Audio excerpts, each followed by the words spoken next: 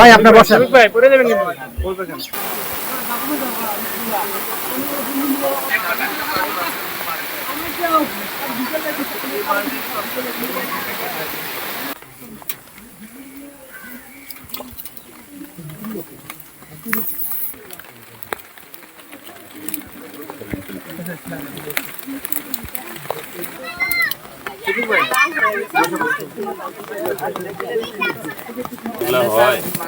আমার পুলিশ বলে আসছে যে 500 করে দাও এটা 100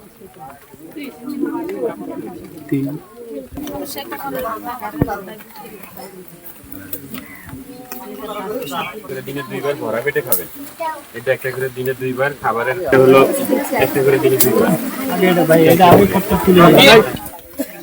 আর এটা হলো গ্যাস্ট্রিকের ওষুধ।